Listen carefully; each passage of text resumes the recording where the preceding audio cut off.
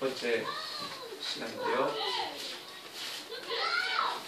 신약, 특별히 공간복음서 부분을 같이 보면서 공간복음서를 보실 때에는 마가복음이 기준이 되고 또 베이스를 먼저 우리가 딱 가져놓고 그 다음에 다른 두가나 마태의 복음서를 보는 그런 구조로 우리가 말씀을 좀 보려고 합니다. 그래서 제가 나눠드린 프린트물 보면은 특별히 이렇게 나비 구조라고 있어서 이렇게 표로 그려져 있는 게 있습니다.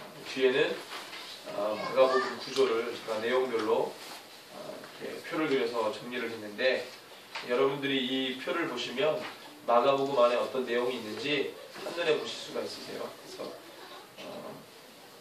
글씨가 좀 작긴 한데 이걸 크게 뜨시고 보시면 다 보입니다. 다 보이시죠?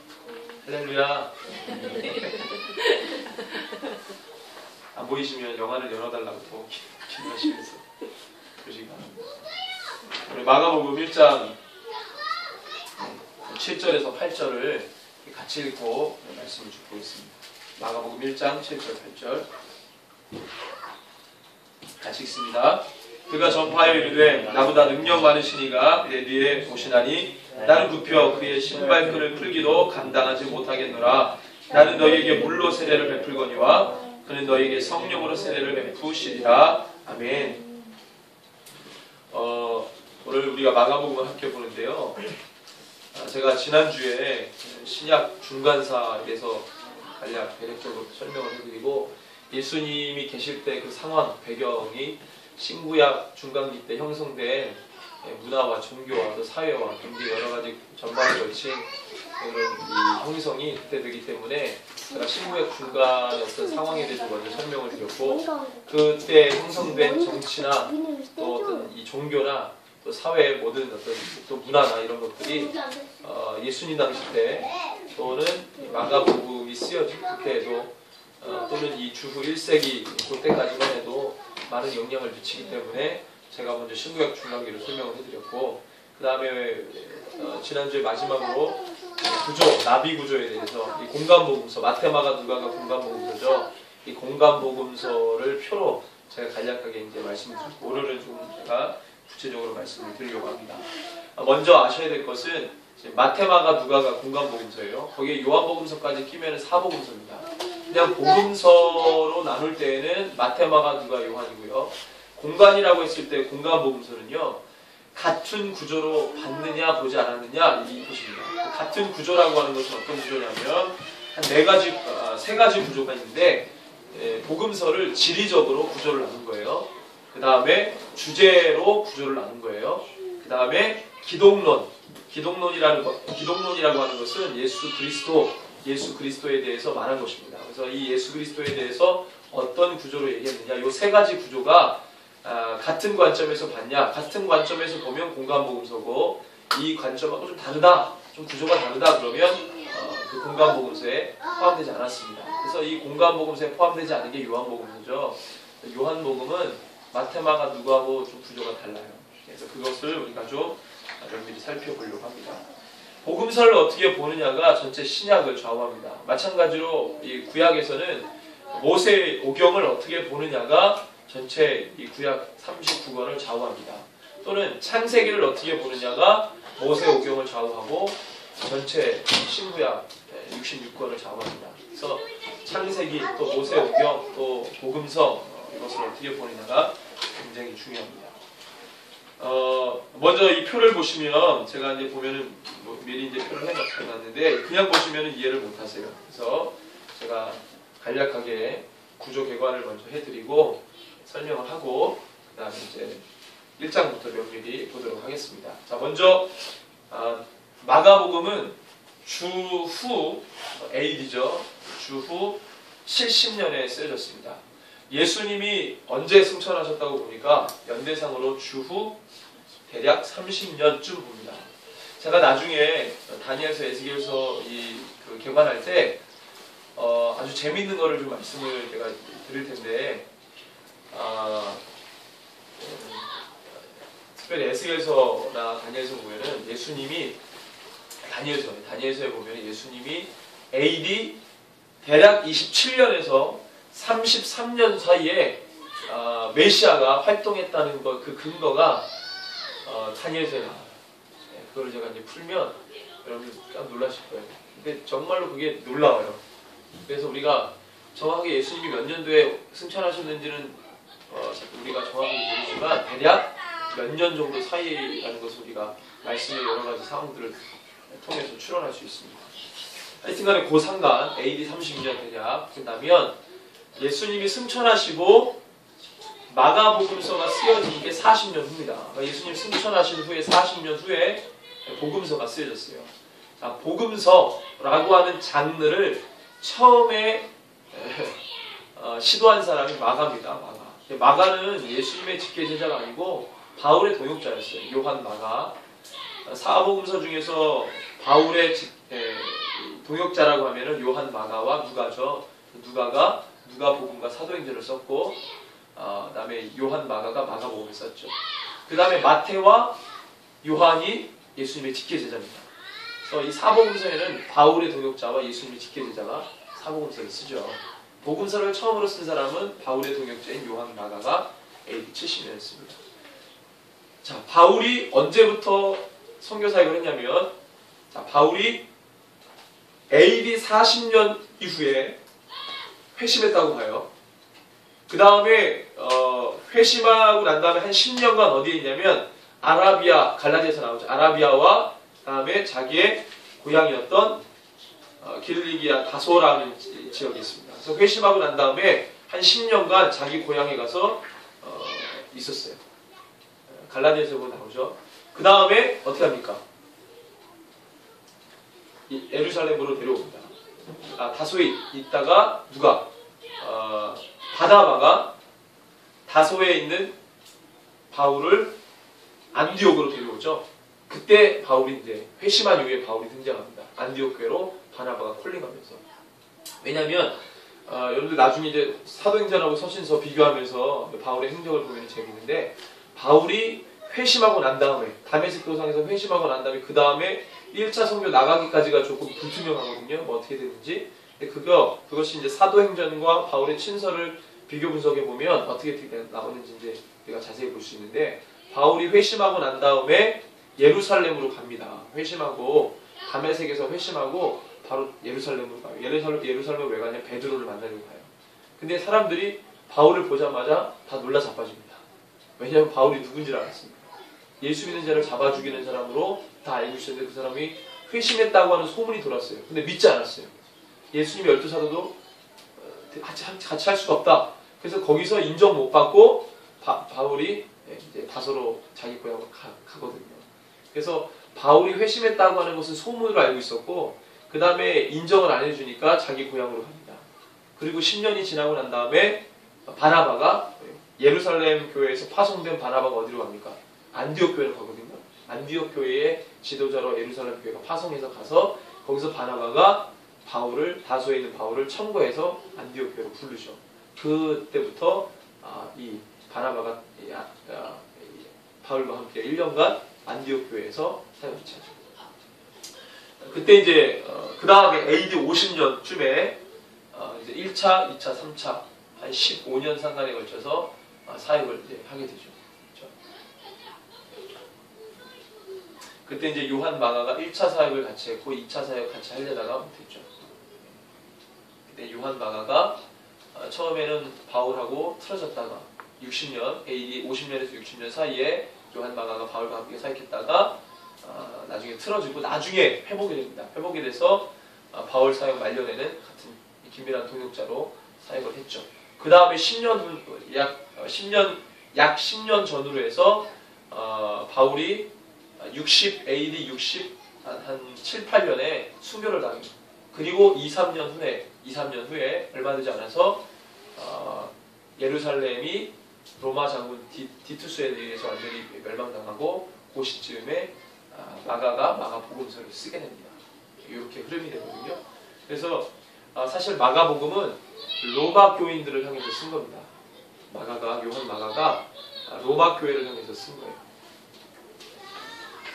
그래서 로마 교회를 향해서 썼는데 예수님의 전기를 기록할 필요성이 있었기 때문에 마가가 복음서를 쓴 겁니다.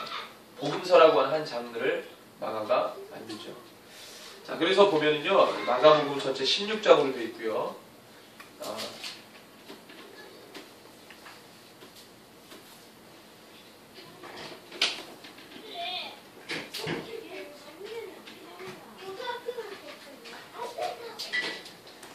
먼저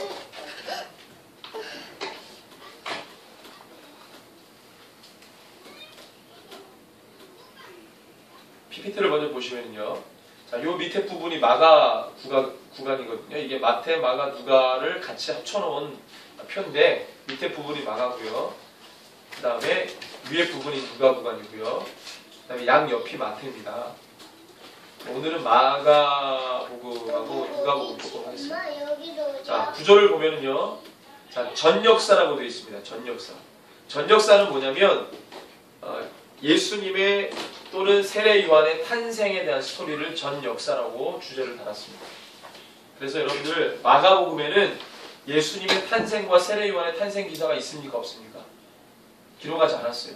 마가복음 1장에 보면은 처음에 등장하는 사람이 세례 요한이 광야에서 외치는 자의 소리라 그러면서 이 예수님을 향한 고백과 세례 요한의 사역이 나옵니다. 근데 같은 공간복음서에 누가와 마태는 그렇지 않아요. 특별히 마태복음 1장에는 뭐가 나와 있습니까? 1장부터 뭐가 나오죠? 족보가 나오죠? 예수님의 족보가 나와요. 자, 그 다음에 1장에 예수님의 탄생이 나와요. 족보, 탄생. 그게 1장의 내용이거든요. 마태복음 1장. 2장은 예수님이 탄생할 때 동방박사 스토리가 이때 나옵니다. 그래서 헤롯 대왕이 2살 아래의 모든 남자를 죽이고 예수님이 이집트로 피했다가 어떻게 하면 애굽으로 갔다가 다시 자기를 죽이는 헤롯 대왕이 죽으니까 다시 성령의 지시를 받아 예루살렘으로 구약을 올려고 했는데 그때 아켈라오가 예루살렘을 다스리니까 무서운 아켈라오를 피해서 나사렛 지방으로 갑니다. 이 내용이 2장에 있어요. 그 다음에 마태 3장에 나와서야 마가복음 1장의 내용과 비슷하게 나와요. 마태복음 3장에는 세례 요한이 이제 사역에 나오죠. 마가복음 1장에도 세례 요한의 사역이 바로 나옵니다. 마가복음에는 예수님의 탄생과 세례 요한의 탄생이 없어요. 자, 누가복음에는 마태복음 1, 2장에는 세례 요한의 탄생이 기록되지 않죠. 예수님의 탄생만 기록했고 누가복음은 어떻습니까? 누가복음 1장에 볼까요?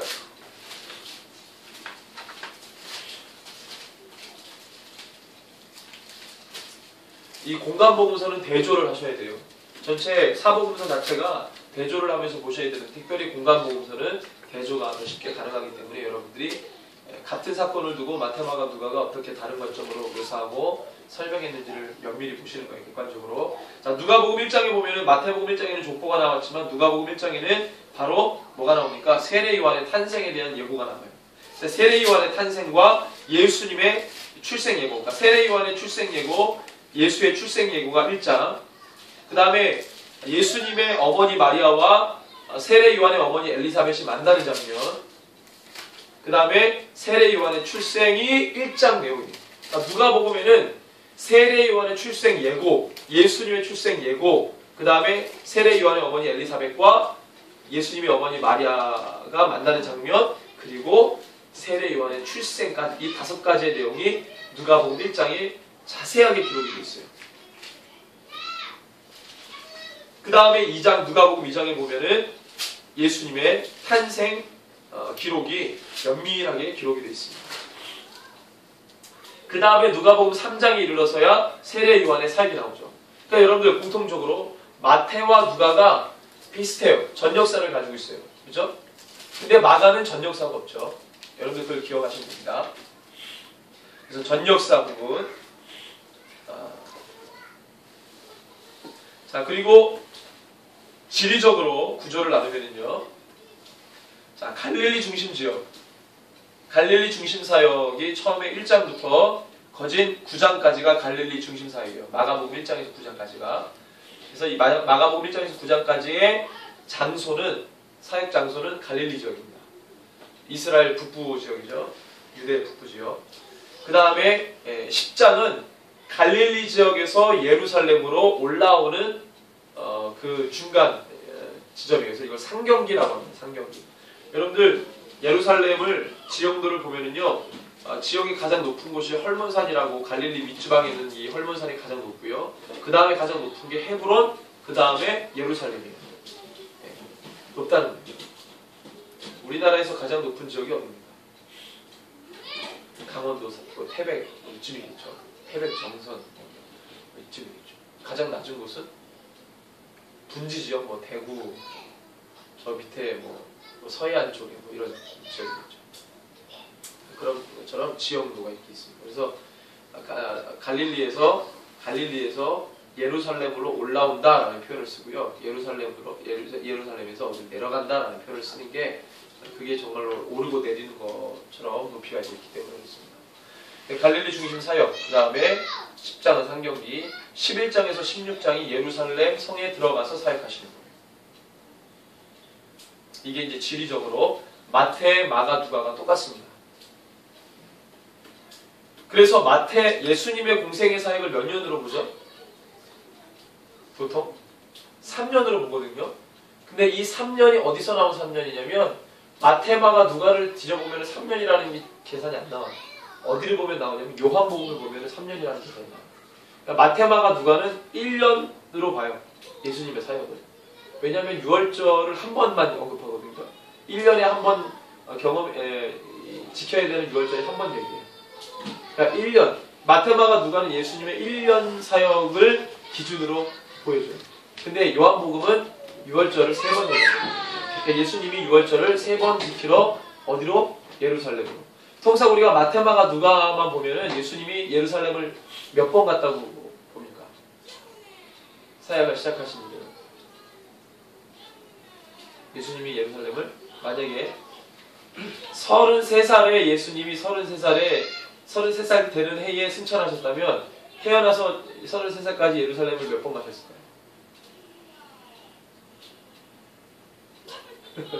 적어도 1년에 한 번 가면은 33번 갔겠죠? 네. 근데 우리는 보통 예수님이 예루살렘을 예수님이 예루살렘 입성할 때 처음으로 예루살렘 간 걸로 생각합니다. 그렇지 않죠. 예수님이 어릴 때도 어디 갔습니까? 누가 보면 예루살렘 성전에 갔죠. 가서 고아가 될 뻔했죠. 엄마 아빠 잊어버려가지고 하루 지나서 찾으러 다시 가니까 막 애가 성전에서 랍비들을 가르치고 있잖아요. 그렇죠? 집에 들어가서 혼났겠죠. 엄마 아빠 말도 안 듣고 그렇게 했다고. 하여튼간에 예수님이 예루살렘을 1년에 한 번을 가셨어요. 유대인들의 말씀이었기 때문에 어쩔 수 없었습니다. 근데 33년째 되는 해에 예루살렘 들어가는 게 남다른 의미가 있었어요. 그때 전까지만 해도 예수님이 예루살렘을 갈 때에는 왜 갔겠습니까? 유월절이나 절기 3개를 지키려고 예루살렘을 갔던 것이죠. 그렇죠? 근데 마지막 유월절을 33살, 약 33살 되는 해에 예루살렘에 가실 때에는 죽으러 가십니다. 십자가에 달리려고 하십니다. 그렇죠? 의미가 다르죠. 자, 그래서 지리적 구조가 이렇게 되고요. 갈릴리 중심 사역이 3번에 걸쳐서 나눠집니다. 그래서 1차 사역, 2차 사역, 3차 사역. 그래서 1차 사역이 1장, 3장 중반까지고요. 그 다음에 5장까지가 2차 사역, 5장에서 9장까지가 3차 사역. 그렇게 이제 나뉘어집니다. 그 다음에 이제 주제적 구조는요. 중심이 베드로 신앙 고백이 중심입니다. 지금 여기 이렇게 보면 가운데 십자가가 있잖아요. 이 십자가가 뭐냐면 이 중심, 꼭지점이 베드로의 신앙 고백이 중심이에요. 베드로의 신앙 고백이 마가복음에는 8장 20절인가요? 8장 29절이죠. 마가복음 8장 29절, 그 다음에 마태복음 16장 16절, 누가복음 9장 20절이 베드로의 신앙 고백들. 이게 중심이죠. 그래서 이 베드로의 신앙 고백 전의 주제는 뭐냐면 천국을 보여주는 거예요. 그래서 마태복음 1장 1절에서 8장 29절 베드로의 신앙 고백 전까지의 주제를 보면 천국을 보여주는 사건들입니다. 그래서 마가복음 같은 경우는요, 이 예수님의 기적과 이적 행함이 1장에서 8장까지 굉장히 집중되어 있습니다. 그러면 예수님이 왜 기적과 이적을 행하냐면 천국을 보여주시는 거예요. 저번에 제가 언급했지만 하나님의 나라가 예수 그리스도가 선포하면, 하나님의 선포하면 하나님의 나라가 임하거든요. 하나님의 나라가 임하는 것이 뭡니까? 하나님의 말씀이 선포되어지고 그것이 다스려지고, 하나님의 말씀이 다스려지는 것이 하나님의 나라거든요. 하나님의 나라가 예수님의 말씀을 선포할 때 귀신이 떠나가고 병든 자가 낫고 죽은 자가 살아나고 이 먹지 못하는 굶는 것에 대해서 해결해 주시고, 이것이 바로 하나님의 나라는 거예요. 배고픈 게 없어요. 가난한 게 없어요. 슬픈 게 없어요. 죽음이 없어요. 애곡하는 게 없어요. 이게 바로 하나님의 나라라는 것을 예수님의 사역을 통해 보여주신 거예요. 그 다음에 베드로의 신앙 고백 이후에 8장 30절에서 16장 20절까지는 천국 가는 거예요. 주제가. 그러니까 보여준 천국을 가는 거죠. 야, 니네들 이렇게 되는 게 하나님의 나라야. 그렇지? 그럼 어떻게 갈 수 있냐면, 어떻게 갈 수 있습니까? 베드로의 신앙 고백, 주님 그리스도시여 살아계신 하나님의 아들입니다. 이 고백과 함께 뭡니까? 십자가를 지는 것이죠. 그래야 하나님 나라 갈 수 있는 거죠. 보여준 하나님의 나라를 다 봤지만, 가고 싶은 마음이 생겼지만 누구나 다 갈 수 있는 것이 아니라, 주여 주여 하는 자마다 천국에 아버지께로 갈 수 있는 것이 아니라 내 아버지 뜻대로 행하는 자라야 천국에 들어갈 수 있다고 예수님이 말씀하셨잖아요.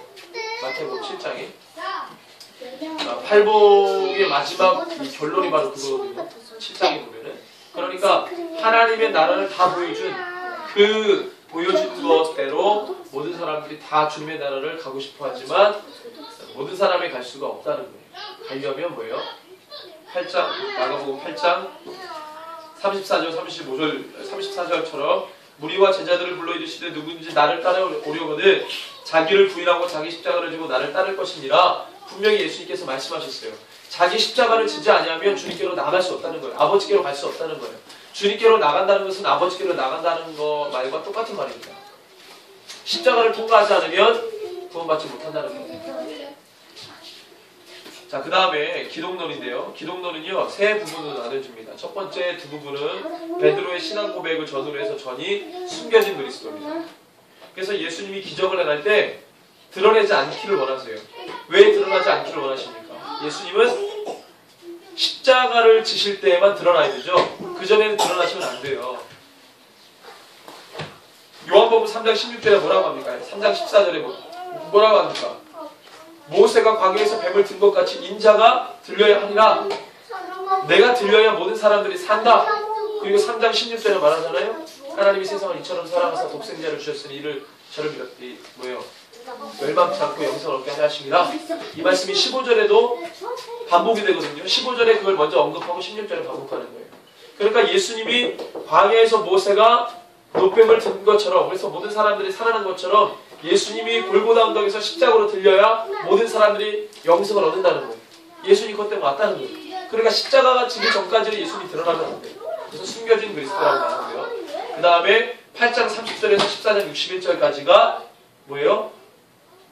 드러났지만 예수님에 대해서 오해하죠. 그래서 이때 종교 지도자들하고 굉장히 논쟁합니다. 그리고 여러분들 14장 62절을 함께 보겠습니다. 마가복음 14장 62절.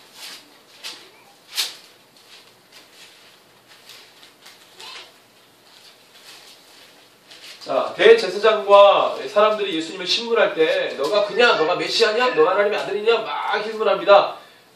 침묵하시다가 62절에 이르러서야 예수님이 선포하십니다. 같이 읽습니다.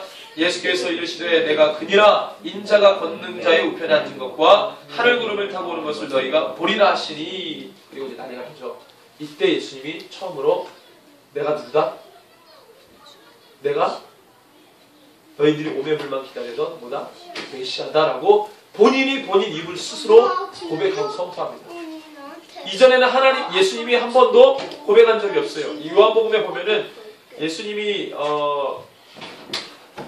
잡히시기 전날 밤에 제자들과 함께 뭐합니까? 마가가 준비한 그 다락방에서 뭐합니까? 만찬하시거든요. 6월절 만찬하세요. 원래는 유대인들이 6월절 전날 뭐예요? 만찬해요. 식사를 한단 말이에요, 같이. 그 관습 때문에 예수님이 제자들과 함께 모여서 6월절 만찬하는 게 마지막 만찬이 됐던 거죠. 성만찬이 됐던 거죠. 이 만찬 때 예수님이 뭐라 그래요?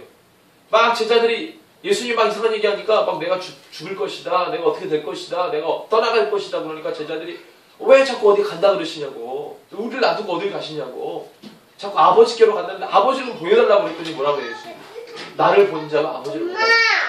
예수님이 누구에게만 얘기했어요? 제자들에게만 그 얘기했거든요. 그러니까 예수님이 뭐라는 거예요? 얘기해줘도 못 알아들은 거예요. 제자들은. 예수님이 그때 뭐라는 거예요? 내가 아버지다, 내가 하나님이다라는 얘기를 그때 한 거예요. 근데 제자들은 못 알아들은 거죠. 뭐가 귀에 더 많이 들렸어요? 가신다는 얘기가 더 크게 들렸어요. 근데 예수님이 잡히시고 대제사장과 예수님을 신문했던 그 사람들에게 향해서 내가 너희가 말하는 메시아다라고 얘기하면서 뭐라 그래요? 권능자의 우편에 앉은 것과, 권능자가 누구예요? 하나님이죠. 권능자의 우편에 누가 앉아요? 스데반이 그 순교당할 때 하늘문이 열리면서 뭘 봐요? 하나님이 계시해 주셔서 뭘 보죠? 스데반이 순교당하기 직전에 뭘 봐요? 하늘 보좌 우편에 누가 계세요? 예수님이 서 계신 것을 스데반이 봤단 말이에요. 그때 하나님 보여주셨어요. 근데 그 하나님이 지금 권능자의 우편에 앉은 것과 하늘 구름을 타고 오는 것을 너희가 보리라 그랬어요. 예수님이 가고 다시 오시는 것을 누가 본다? 마지막 때에 예수님이 다시 오시는 것을 누가 봅니까? 예수님을 찌른 자도 본다고 그랬어요. 그죠? 예수님을 찌른 자도 본다고 그랬어요. 예수님이 핍박했던 자도 다시 오시는 예수님을 다 본다고. 인자가 권능자의 우편에 앉은 것과 하늘 구름을 타고 오는 것을 너희가 보리라. 내가 메시아다. 지금 초림한 메시아 말하는 게 아니고요. 이제 메시아는 초림했으니까 이제 메시아는 어떤 메시아? 재림할 메시아를 너희들이 볼 것이다. 얘기하는 거예요. 내가 그다. 그 얘기를 한 거죠. 그래서 숨겨진 그리스도, 오해된 그리스도, 선포된 그리스도, 이렇게 기독론을 세 구조로 나눌 수 있습니다.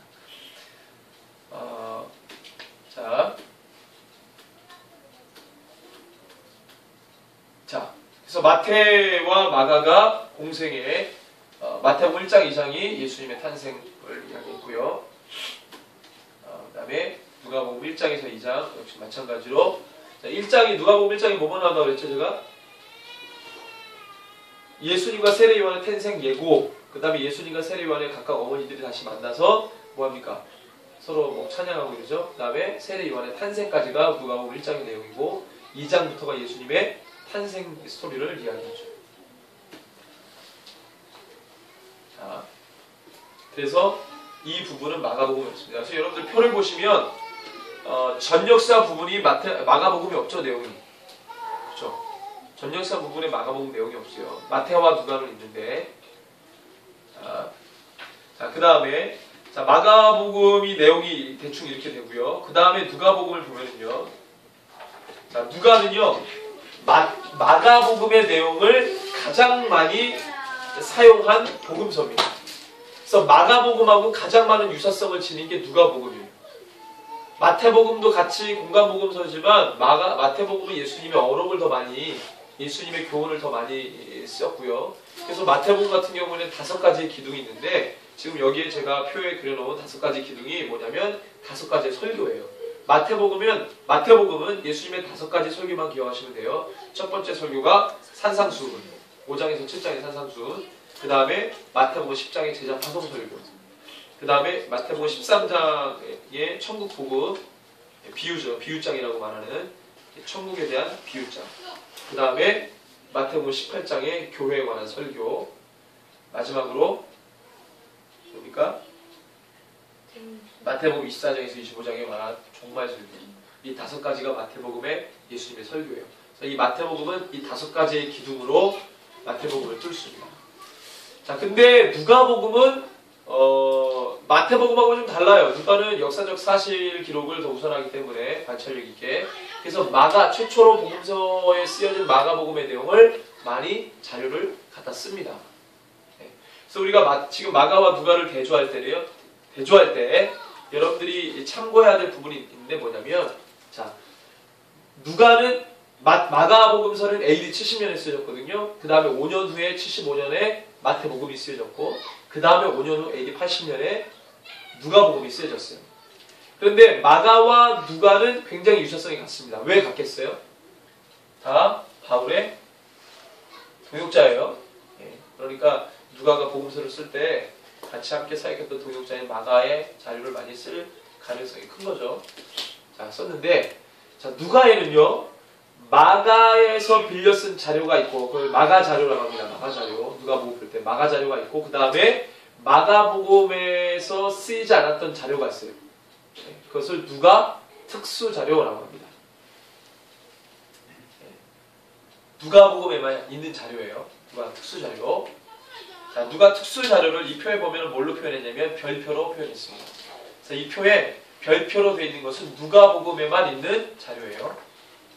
자, 그 다음에 Q라고 하는 영어가 있는데 이 Q는 Q 자료입니다. Q 자료는 뭐냐면 예수님의 어록집, 예수님의 비유집, 예수님의 어떤 예수님에 관한 문서들이에요. 이걸 Q 자료라고 어느 독일 신학자가 이것을 이제 연구해서 이야기했습니다. 그래서 이 Q 자료라는 쓰고요. 그래서 누가복음에는요 마가 자료와 누가복음 특수 자료와 Q 자료가 있습니다. 이 자료들이 누가복음의 내용을 구성하고 있어요. 자, 그래서 우리는 무엇이 마가 자료고 무엇이 누가 특수 자료고 무엇이 Q 자료인지를 우리가 마가와 누가를 대조하면서 우리가 보겠습니다. 잘 따라오셔야 돼요. 자, 보실 때는요 프린트물 클랩으로 제가 집어넣은 게 있습니다. 공간복음 대조 내용 대관이라고 하는 것인데요.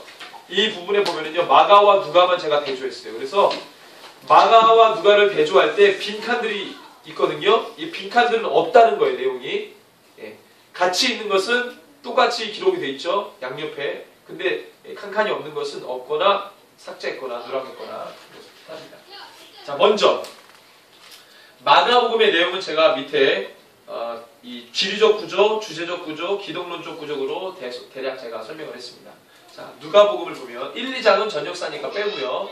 누가복음 1, 2장은 전역사니까 빼고 마가복음 1장과 똑같은 기록이 누가복음 몇 장에서 나오냐면 누가복음 3장에서부터 나옵니다. 그래서 누가복음 3장과 마가복음 1장이 내용이 똑같아요. 자, 그럼 어떻게 똑같은지 봅시다.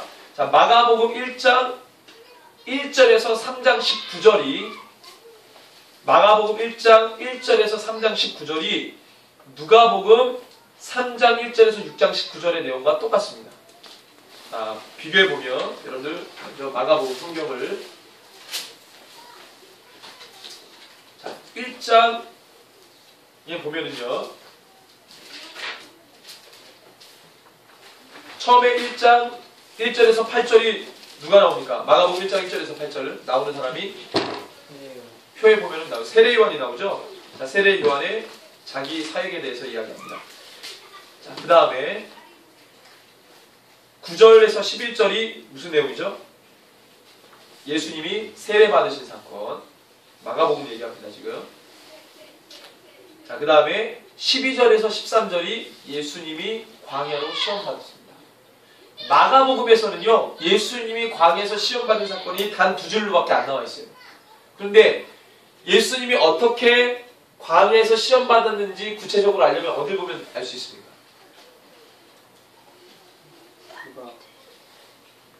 누가복음과 마태복음에 자세히 나와 있어요. 자, 볼까요? 일단 마태복음 4장 1절에서 11절까지가 예수님 시험 받으신 장면이죠. 마가복음은 단 두 줄밖에 안 나와 있어요. 2구절. 근데 마태복음은 이것을 길게 풀어줬습니다. 마찬가지로 누가복음 4장 1절에서 13절 외우기 쉽죠? 마태복음 4장 1절에서 11절, 누가복음 4장 1절에서 13절. 예수님의 광야에서 시험 받은 것이 길죠. 길게 쓰여져 있습니다. 근데 마태복음과 누가복음이 순서가 좀 달라요. 원래 마태복음에는 시험 받으실 때 순서가 뭐였죠? 첫 번째 마귀가 뭘로 시험했죠? 돌을 변하여?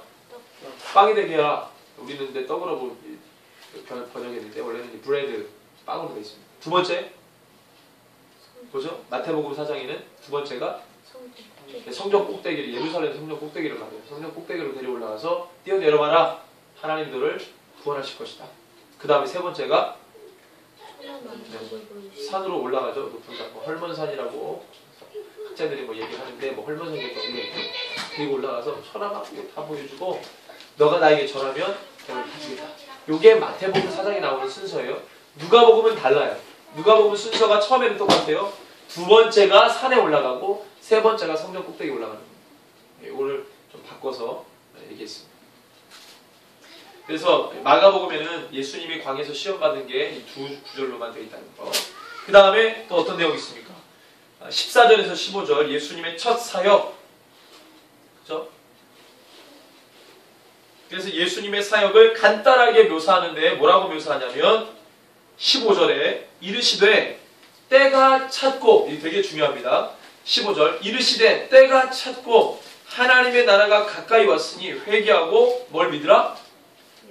복음을 믿으라 하시더라 그랬어요. 자, 마가가 처음으로 쓴 거예요. 복음이라는 단어를 누가 먼저 썼다고요? 마가가 처음 썼어요. 마태하고 통틀어서 복음서 통틀어서 복음이라는 단어를 먼저 쓴 사람이 마가예요. 자, 마가가 예수님의 사역에 대해서 묘사할 때 뭐라고 됐다고요? 때가 찼고, 첫 번째 하나님의 나라가 가까이 왔고 회개하고 뭘 믿으라? 복음을 믿으라. 마가 공동체가 이해한 복음은 뭡니까? 예수 그리스도죠. 예수가 그리스도인 게 마가 공동체가 이해했던 복음이라고 생각했어요. 복음, 굿뉴스. 굿뉴스, 생명을 살리는 뉴스다. 굿뉴스, 복음이다 그랬어요. 좋은 소식이다. 복된 소식이다. 그게 이 복음이라는 개념을 만들지 않았으면은 회개하고 예수를 믿으라 이렇게 했죠. 근데 복음을 믿으라 그랬어요. 예수님에 관한 모든 것을 믿으라는 거예요. 그죠? 예수님을 믿고 예수님에 관한 그분이 하신 말씀. 복음이라고 합니다. 때가 찼다는 거예요. 예수님이 선포했다는 거예요. 때가 찼다는 거예요. 하나님의 나라가 가까이 왔다는 거예요. 여러분들 2000년 전에 예수님이 선포하실 때 이미 때가 찼다고 그랬고 하나님의 나라가 가까이 왔다고 했어요. 2000년 전에 이미 벌써. 지금은 어떻습니까? 2000년이 흘렀는데 예수님이 뻥치신 거예요. 때가 찼는데 하나님의 나라가 가까이 왔다고 했는데 2000년이 흘렀어요. 그럼 지금은 어떻습니까? 때가 찼고 하나님의 나라가 가까이 왔다고 언급하셨던 그 언급이 2000년을 갔거든요. 그럼 사람들이 그러면 하나님이 생각하는 때가 찼고 하나님의 나라가 가까이 왔다는 게 우리가 생각하는 시간이라고 뭔가 다를 수도 있겠죠. 근데 사실은 2000년 동안에 하나님께서, 예수님께서 마태복음 24장, 25장에 언급한 그 마지막 때 일들이 2000년 동안에 계속 어떤 징조로, 사인으로 계속 이루어져 왔어요. 이루어져 왔다는 거예요. 계시록에서만 봐도 세상 역사가 하나님을 대적하는 문화로 계속 왔어요. 지금은 어떻습니까? 지금은 심화됐죠? 더 심화됐죠? 시대가 지금 돌아가는 게 때가 찼는데 그 말미에 온 거예요. 하나님의 나라가 가까이 왔는데 그 말미에 온 거예요. 그러니까 마지막 때 마지막을 달리는 중이라는 거죠. 그러니까 교회가 어떻게 합니까? 2000년 동안에 아무 일도 안 일어났으니까 느슨하게 긴장을 풀고 허리띠 풀고 이래야 됩니까? 아니죠. 2000년이 흘렀으니까 더 임박했다라는 생각이 가지고 어떻게 됩니까? 허리띠 졸라매고 또 기도하고 시대와 세대를 위해 기도하고 하나님의 나라가 가까이 오는 것에 대해서 교회가 준비하고 예비하는 거룩한 신부가 되어야 되는 게 맞는 거예요. 근데 우리는 그 의식이 없는 거예요. 2000년 동안 무지하게 길어졌으니까 이게 들려야 될 거다. 어차피 마지막 때 오긴 오겠지만 지금은 아니다. 공공연하게 사람들이 이렇게 얘기합니다. 우리 때는 아닐 거다. 왜냐면은 참된 성도, 정말로 예수 그리스도의 다시 오심을 기다리는 성도에게 마지막 때는요, 여러분들 공포고 두려움이고 무서움이겠습니까? 여러분들 주님 보시고 싶으시죠? 다시 오시는 주님을 보길 원하지 않으세요? 예수님께서 마지막 때에 땅끝까지 복음이 증거되겠다 그렇게 말씀하셨어요. 그때야 마지막에 끝이 오겠다고 주님께서 말씀하셨는데 만약에 그것이 기정사실이라면 땅끝까지 복음을 전하는 것을 여러분들 보고 싶지 않으세요? 그때 주님이 오신다 그러는데 주님 보고 싶지 않으세요? 진짜 그리스도인이라면 그걸 원하거든요. 근데 진짜 그리스도인 흉내내는 그리스도인들은 굉장히 두려워합니다. 왜냐하면 난리와 난리 소문이 있겠고 그 다음에 뭐합니까? 순교에 어떤 일들이 막 일어나고 예수 믿는 것 때문에 고통당하고 왕따 당하는 정도가 아니라 생명의 위협을 받는 일들이 막 일어나니까 계시록 보면서 사람들이 계시록을 안 보잖아요. 부담스러워하잖아요. 왜? 죽어나가고 뭐 심판에서 어떻게 되고 그것 때문에 두려워한다는 거예요. 여러분들 예수님은 준비하라 그랬습니다. 믿으십니까? 주님 오실 길을 준비하라 그랬어요. 다섯 처녀와 다섯 처녀의 우리가 그 비유를 알잖아요. 준비한 처녀와 그렇지 않은 처녀 같이 신랑을 기다렸는데 지혜로운 처녀와 어리석은 처녀의 여러분들 이 갈리는 이걸 알잖아요. 여러분들 왜 갈렸는지 예수님이 마태복음 24장에 노아 때와 똑같이 될 것이다 그랬습니다. 노아라는 사람은 100년 동안 또는 120년 동안 노아 방주를 지었어요. 그걸 높은 산에 지었는데 많은 사람들을 보면서도 처음에는 와 했지만 마음이 가지 않았어요. 왜 저 사람 저거 하나. 시간이 100년이라는 시간이 흘러갔어요. 2000년의 시간이 흘러갔듯이 노아에게도 100년의 시간이 흘렀어요. 처음에 사람들이 와 큰 이슈가 돼서 처음에 몇 달은 막 이렇게 바뀌었지만 100년이 흘러가는 동안에 10년, 20년, 50년, 70년, 100년이 흘러가는 동안에 사람들이 마음이 견뎌졌습니다. 이제는 이상한 것도 없어요. 저 사람이 왜 저렇게 하나 의문도 안 가져요. 2000년이 흘러가는 동안에 사람들이 교회들이 그렇게 했습니다. 처음에 예수님 초기 기독교 AD 1세기까지는 엄청나게 열심히 하죠. 그 이후로는요. 사람들의 마음이 루즈해집니다. 2000년 될 때까지 교회가 루즈해졌어요. 노아 때가 똑같은 거죠. 그러니까 마지막 때 하나님께서 이미 방주의 문을 노아가 닫은 게 아니라 하나님이 닫으셨다고 그러죠. 하나님이 닫으시고 누가 와서 문을 두드려도 열어주지 않았어요. 정한 때가 됐기 때문에, 때가 찼기 때문에 구원받지 못합니다. 그때 많은 사람들이 시집장가 가고 잔치를 벌이고 해도 홍수가 다 내려서 죽는 순간까지도 자기네들 원하는 대로 했다는 거예요. 깨닫지 못했다는 거예요. 준비해야 될 줄로 믿습니다. 아멘. 우리가 어떻게 그것을 아냐면 말씀을 깊이 보다 보면 알아요. 지금 시대가 어떻게 흘러가는지 깊이 보다 보면 안다는 거예요. 말씀을 통해 아는 거죠. 지금 상황. 그래서 이 때가 찼고 하나님의 나라가 가까이 왔으니 회개하고 복음을 믿으라고 했습니다. 계시록에 보면은 2, 3장에 이 초대교회, 일곱교회 쪽 나올 때 계속 성령께서 뭐라고 말씀하십니까? 회개하라 그러죠. 회개하라. 돌이켜라. 회개하고 돌이켜야 되는 줄로 믿습니다. 그래서 14절에서 15절에 예수님이 쳤어요. 그 다음에 마가복음이 뭘 얘기하냐면 16절에서 20절에 첫 제자를 부르십니다. 그죠? 자, 그러면 누가복음하고 비교해 봤을 때 예수님의 세례와 시험, 그 다음에 누가복음은 3장 23절에서 38절까지 뭐가 있습니까? 예수님의 계보, 족보가 있죠? 그죠? 자, 이거는 누가 특수자료예요. 그래서 별표를 해놨거든요. 자, 이게 이 족보가 뭐하고 다릅니까? 마태복음 1장에 있는 족보하고 달라요. 자, 마태복음 족보는 어디서부터 어디까지? 아브라함부터 어디까지? 예수까지죠. 위에서 아래로. 자, 누가복음 족보는 어디서부터 어디까지? 예수님부터 시작해서 거꾸로 올라가요. 예수님부터 어디까지? 하나님까지 올라가요. 누가복음의 족보는 예수님으로부터 지금 하나님까지 올라가요. 마태복음은 아브라함과 다윗에서 예수 그리스도의 세기라 아브라함부터 시작해서 다윗까지 열려요. 다윗부터 포로기까지 열려요. 포로기부터 예수님까지 열려요. 이렇게 14대씩 3번 세등분해서 있죠. 그래서 예수님의 세례와 시험이 마가복음 1장 9절에서 13절 그 다음에 누가복음의 3장 21절에서 22절 요까지는 똑같아요. 그 다음에 누가복음 3장 23절 38절은 예수님의 계보니까 이거는 누가복음에만 있는 거죠. 예. 그 다음에 예수님의 광야 유혹 4장 1절에서 13절이 그 다음에 나오죠. 근데 마가는 계보 다음에 예수님의 세례와 시험 다음에 예수님의 첫 광야 유혹을 기록하잖아요. 바뀌었죠? 예수님의 이 광야 유혹은 어디에 나옵니까? 예? 광야 유혹이 12절 13절이죠? 그죠? 예수님의 시험과 세례가 9절에서 13절인데 예수님의 시험이 12, 13절이에요. 근데 누가는 세례만 얘기했잖아요. 예수님의 세례. 그 다음에 유혹이 따로 떨어져서 어디로? 4장 1절에서 13절 거기로. 그 다음에 예수님의 첫 복음 전파 14절에서 15절 마가복음. 그 다음에 누가복음 4장 14절에서 15절 예수님의 첫 사역이 그렇게 이제 기록이 되고. 그 다음에 16절에서 20절 마가복음 1장 16절에서 20절 예수님의 첫 제자 부르심.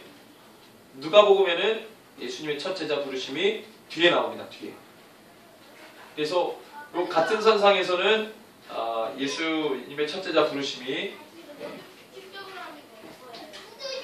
뒤에 나오죠. 그리고 누가복음 4장 16절에서 30절에 예수님의 설교가 나옵니다. 이건 이제 특수자료죠. 누가 특수자료. 그래서 이 마가복음 1장 1절에서 3장 19절 또 누가복음 3장 1절에서 6장 19절 안에 누가가 쓴 특수자료는 두 개밖에 없어요. 예수님의 계보하고 예수님의 설교. 나머지는 다 어디에서? 마가복음에서 가져온 자료입니다. 그래서 우리가 이것을 마가복음 큰 1차 삽입, 마가 1차 삽입이라고 얘기합니다.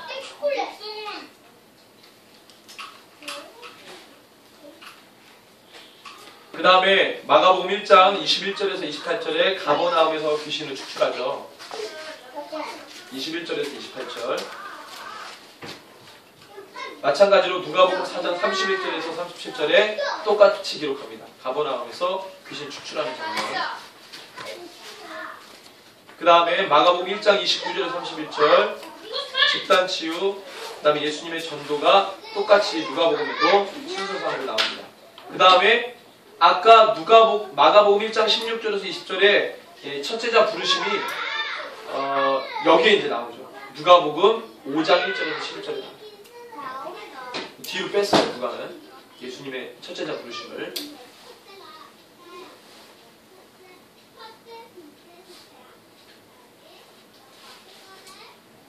그 다음에 마가복음 1장 40절에서 45절 나병 환자 치유, 그 다음에 중풍병자, 세리 마태 물음, 금식 논쟁, 안식일 논쟁, 안식일 치유, 그 다음에 해변 치유, 12제자 부르심까지 누가복음이 똑같이 나오죠. 그런데 여러분들 볼 게 누가복음의 12제자 부르심과 해변 치유가 마가복음에는 순서가 바뀌었죠. 마가복음에는 해변 치유와 12제자 부르심인데 누가에는 12제자 부르시고 해변 치유.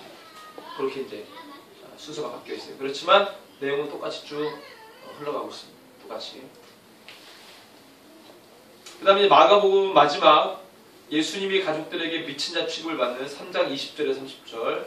그 다음에 예수님의 참된 가족을 일컫는 3장 30, 35절. 이 두 부분은 누가복음에서 뺐어요. 왜냐하면 민감한 부분이죠. 예수님이 미쳤다는 얘기를 들었다, 취급받았다. 이 부분이 누가는 좀 언짢았어요. 그래서 빼버렸어요. 빼고 나머지는 거의 비슷합니다. 그래서 첫 번째 마가복음 1장에서 33장까지 누가복음 3장에서 6장까지의 내용이 똑같다는 것을 여러분들이 좀 확인을 하신 거예요. 다른 게 뭐가 있나요? 누가복음의 예수님의 계보, 또 예수님의 설교 4장 16절 30절. 누가복음 4장 16절에서 30절을 한번 볼까요? 어떤 설교인지.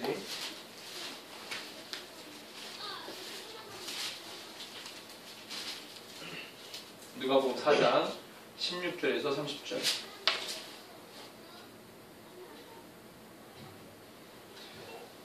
16절에서 21절까지만 있습니다. 예수께서 그 자라신 곳 나사렛에 이르러 안식일에 늘 하시던 대로 회당에 들어가서 성경을 읽으시려고 서심해 선지자 이사야의 글을 들이거늘 책을 펴서 이렇게 기록된 데를 찾으시니 곧 주의 성령이 내게 임하셨으니 이는 가난한 자에게 복음을 전하게 하시려고 내게 기름을 부으시고 나를 보내사 포로된 자에게 자유를, 눈먼 자에게 다시 보게 함을 전파하며 눌린 자를 자유롭게 하고 주의 은혜의 해를 전파하게 하려 하심이라 하였더라. 책을 덮어 그 맡은 자에게 주시고 앉으시니 회당에 있는 자들이 다 주목하여 보더라. 예수께서 그들에게 말씀하시되 이 글이 오늘 너희 귀에 응하였느니라 하시니. 아멘.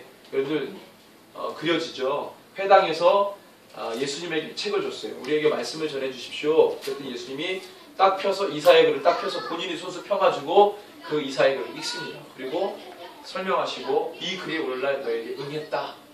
여러분들 포로된 자를 자유케 한 사람이 누굽니까? 눈먼 자를 눈뜨게 한 사람이 누구죠? 메시아예요. 메시아. 근데 그분이 누구라는 거예요? 예수님이라는 거죠. 오늘 이 글이 너에게 응했다라고 말씀하신 게 바로 그거예요.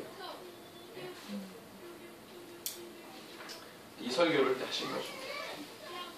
자, 여기까지 1차 사역인데요. 이거를 갈릴리 1차 사역이라고 봅니다. 마가복음 구조에서 이게 갈릴리 1차 사역이에요. 마가복음 1장 1절에서 3장 19절이 1차 사역입니다. 갈릴리에서 1차 사역. 그러면서 이 부분이 누가복음 3장 1절에서 6장 19절까지 내용과 똑같다는 거예요. 자, 그러면 제가 이 설명을 좀 해드릴게요. 자, 예수님이 마가복음에서 보면은 지금 이 가버나움 회당에서 말씀을 전하실 때 교훈이라는 단어와 새 교훈이라는 단어가 나오는데 여러분들 이렇게 표시를 하시면 22절에 교훈이라는 단어가 있습니다. 마가복음 1장 22절에 교훈. 자, 예수님이 회당에서 말씀을 막 전하세요. 그때 22절에 그 사람이 그의 교훈에 논란이 있겠습니다. 처음에는 교훈. 이는 그가 가르치는 것이 권위 있는 자와 같고 누구와는 달라요? 서기관들과 달라. 권위 있는 말씀인데 서기관하고 달라. 뭔가 느껴지는 게 있었어요. 그래서 와 그랬어요. 교훈이다. 그리고 난 다음에 회당에서 어떤 사람이 드러납니까? 노출되죠? 귀신 들린 사람이 노출돼요. 자, 예수님이 회당에 들어가니까 회당에 누가 있어요? 귀신 들린 자가 있어요. 회당에. 자, 예수님이 회당에 들어가니 회당에 귀신 들린 자가 있었어요. 이 귀신 들린 자를 예수님이 어떻게 합니까? 어떻게 하죠? 꼬신다고? 꾸짖으신다고? 꼬신다고? 예수님 꾸짖으시죠. 귀신 들린 사람을 꾸짖어요. 나와라 그랬어요.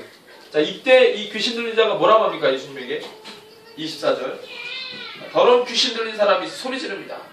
막 하나님의 말씀이 증거되니까 귀신이 막 난리가 났어요. 자, 24절 귀신이 말하죠. 같이 읽습니다. 나사렛 예수여, 우리가 당신과 무슨 상관이 있나이까? 우리를 멸하러 왔나이까? 나는 당신이 누구인 줄 아노니 하나님의 거룩한 자. 자, 귀신이 예수님을 알았어요, 몰랐어요? 알았어요. 알 수밖에 없어요. 이 얘가 뭐하러 왔는지도 알아요. 이 땅에 왜 왔는지도 알아요. 우리가 당신과 무슨 상관이 있나이까? 상관이 귀신하고 예수님하고 상관이 없죠. 자, 우리만 주님하고 상관이 있습니다. 귀신하고 예수님하고 상관이 없어요. 우리를 멸하러 왔나이까? 그렇죠. 멸하러 왔죠. 나는 당신이 누구인 줄 아노니 하나님의 거룩한 자입니다. 그때 예수님이 뭐라 그래요? 꾸짖어 이르실 때 잠잠하고 그 사람에게서 나와라 그랬어요. 귀신이 나가는 것을 사람들이 봤어요. 경련을 일으키고 큰 소리를 지르면 나옵니다. 그 다음에 27절 중요한데 같이 읽습니다. 다 놀라 서로 물어이르되 이는 어찌 미냐? 권위 있는 새 교훈이로다. 더러운 귀신들에게 명한 즉 순종하는 거다. 자, 여러분들 새 교훈이라는 곳에 표시를 하시면 자, 하나님의 말씀을 22절에 선포할 때 교훈이다 그랬어요. 와. 그런데 27절에 무엇을 가지고 새 교훈이라고 말합니까? 사람들이? 네? 귀신이 떠나가는 것을 보고 귀신이 예수님께 순종하는 것을 보고 새 교훈이라고 말합니다. 이게 뭐가 차이가 있냐면요. 그냥 서기관과 조금 다른 말씀에 대해서 사람들이 은혜 받고 이 권위는 교훈이다 그랬어요. 그 교훈이라는 단어는 그냥 어떤 서기관이 엄청 유명한 말을 할 때에도 교훈이다 그럴 수 있어요. 그렇죠? 근데 그 말씀이 살아서 나가버리는 거예요. 이해되세요? 말씀은 살았고 운동력이 있는 거죠. 말씀은 생명력이 있는 거죠. 선포하면 병이 치유하는 거죠. 선포하면 귀신이 떠나가는 거죠. 살아 움직이는 말씀을 그들이 봅니다. 명령하니까 떠나가요. 그걸 보고 뭐라 그래요? 새 교훈이다. 서기관들은 못해요. 따라를 못해요. 그 말씀 자체가 살아있는 말씀이 아니기 때문에. 근데 예수님의 말씀은 살아있죠. 살아있는 말씀을 보고 새 교훈이라고 합니다. 예수님의 말씀은 다른 사람, 세상의 어떤 말하고 달라요. 세상에 좋은 우리 육신을 좀 만족해 하는 그 말씀하고 달라요. 그 말씀하고 다릅니다. 하나님의 말씀은 생명을 취하고요. 하나님의 말씀은 진리이고요. 하나님의 말씀은 살아있고요. 하나님의 말씀은 능력이 있는 것이죠. 그것이 새 교훈입니다.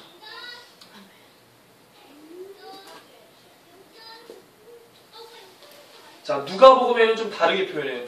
마가는 교훈이다라고 표현했지만 누가는요, 이걸 뭐라고 했냐면 말씀이라고 바꿨어요. 말씀. 누가는.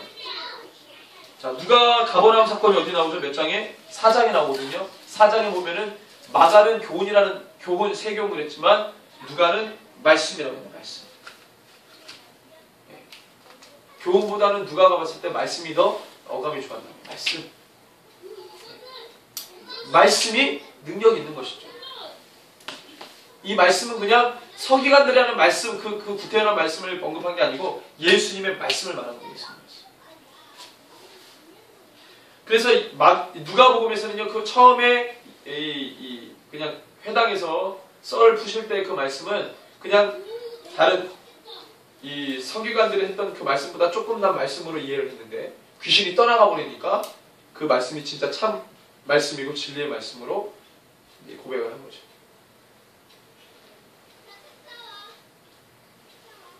그 다음에 예수님의 사역들이 막 집중적으로 나오죠. 베드로 장로의 열병을 취해버립니다. 살아있는 하나님 말씀이 자꾸 선포되죠. 그래서 가버나움 회당에 예수님 사역을 중심으로 해서 그 다음에 베드로의 장모의 열병을 치유하죠. 그 다음에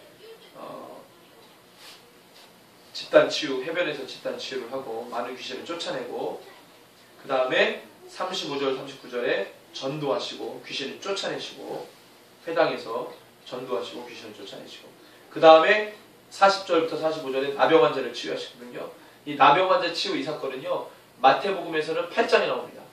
자, 마태복음에서는 왜 8장에 나오냐면 마태복음은 처음에 이적이 중심이 안 돼 있어요. 근데 마가는 처음부터 이적이 중심이 되거든요. 근데 마태는 예수님의 첫 이적을 나병 환자 치유로 봐요. 근데 마가복음에서 예수님의 첫 이적은 뭐였습니까? 가버나움에서 귀신을 쫓아내는 거고, 마태복음에서 예수님의 첫 이적은 나병 환자 치유예요. 왜 마태복음은 나병 환자 치유를 예수님의 첫 이적으로 썼냐면 마태는 친유대적 성향이 강합니다. 그래서 율법에 하나님의 저주를 받아서 얻은 병 중에 가장 악한 병이 나병이에요. 문둥병. 그러니까 문둥병이 치유되면 메시아의 조건 중에 하나가 뭐예요? 문둥병을 치유하는 거예요. 앉은 자를 처음에 날 때부터 앉은 병이를 치유하는 것도 메시아고, 눈 먼 자를 눈뜨게 하는 것도 메시아의 사역의 조건적으로 유대인 전통적으로 그게 있었어요. 그것에 따라서 나병 환자 치유를 마태는 가장 크게 봤기 때문에 먼저 기록하지만 마가복음은 나병 환자를 그렇게 보지 않았습니다. 사건들. 그 다음에 이제 그래서 계속 예수님의 어떤 이 부분들, 사역 부분들이 나오고요. 그 다음에 중풍병자의 치유 2장. 이 부분은 조금 내용이 좀 있습니다. 이건 난해하기 때문에 제가 깊이 설명을 해야 되거든요. 다음 주에 설명을 이걸 할 거고요. 그 다음에 세리 마태를 부르시고 금식 논쟁, 안식일 논쟁, 안식일에 환자를 치유하시는 것, 이런 것들을 쭉 하십니다. 그래서 예수님의 어떤 기적과 이적이 계속적으로 일어나는데, 자, 그 다음에 나오는 것이 예수님이 나의 참된 가족이 누군지를 얘기하시는데, 자, 보시면은 예수님이 20절에 미쳤다는 이야기를 듣고 막 가족들에게 미쳤다는 이야기를 듣고 붙들려서 나옵니다. 그리고 예수님 귀신 들렸다, 사탄에 들렸다, 막 이런 이야기를 막 사람들이 하죠. 그래서 예수님께서 성령을 노동했다, 뭐 이런 말씀들을 하시면서 그 다음에 언급된 31절에서 35절에 그러면 참된 예수님의 가족이 누구냐라고 언급해요. 자, 이게 어떤 뉘앙스냐면 예수님의 혈육인 가족도 예수님을 메시아로 못 봤죠. 진정한 예수님 편에서 진정한 가족은 뭐예요? 35절에 누구든지 하나님의 뜻대로 행하는 자가 내 형제요 자매요 어머니다. 그러니까 이것은 예수님이 배은망덕한 분이 아니에요. 권력 가족과 자기의 친어머니와 가족을 멸시하는 언어가 아니라 하나님의 참 가족이 누구냐라는 얘기를 하는 거예요. 하나님의 참 가족은 누구예요? 하나님의 뜻대로 행하는 자가 하나님의 참 가족이라는 겁니다. 무늬만 그리스도인은 참 그리스도인이 아니죠. 무늬만 그리스도인은 하나님의 백성이라고 말할 수가 없는 거예요. 참 그리스도인, 교회 마당만 밟고 나가는 그리스도인은 아직 하나님의 참된 백성이라고 말할 수가 없어요. 아버지의 뜻대로 행하는 자가 하나님의 참 가족이다. 이 얘기를 예수님이 하시는 겁니다.